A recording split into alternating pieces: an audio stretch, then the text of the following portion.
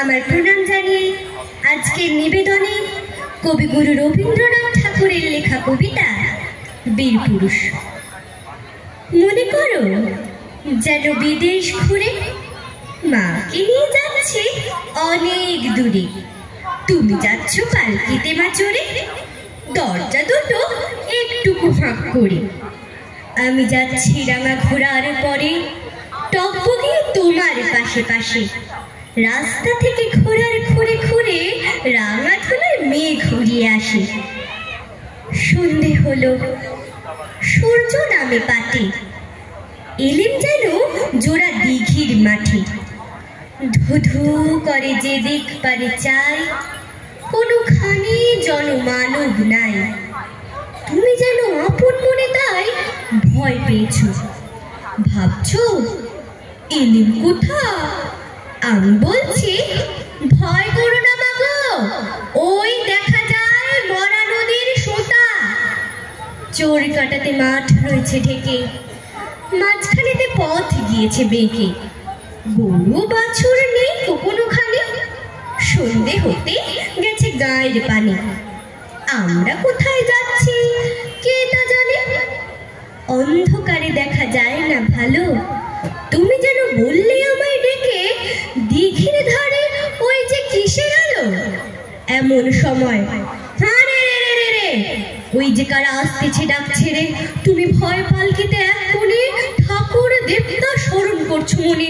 পেয়ারাগুলো পাশের কাটা বনে পালকি ছেড়ে কাঁপছে থরো থরো। আমি যেন তোমায় বলছি ডেকে, আমি আছি, ভয় কেন বা করো। হাতে লাঠি, মাথায় ঝাঁকড়া চুল, কানে তাদের গোজা জবার ফুল। আমি বলি দাঁড়া, খবরদার, এক পা কাছে আসিস যদি আর, এই চেয়ে দেখ আমার তলোয়ার, টুকরো করে দেব তোদের সেরে। শুনে তারা লম্ফ দিয়ে উঠে চেঁচিয়ে উঠল, হ্যাঁ রে রে রে। তুমি বললে যাস রে খোকা ওরে। আমি বলি দেখো না চুপ করে।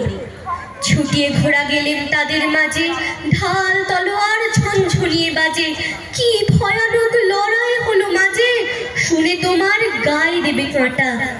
কত লোক যে পালিয়ে গেল ভয়ে, কত লোকের মাথা পড়লো কাটা।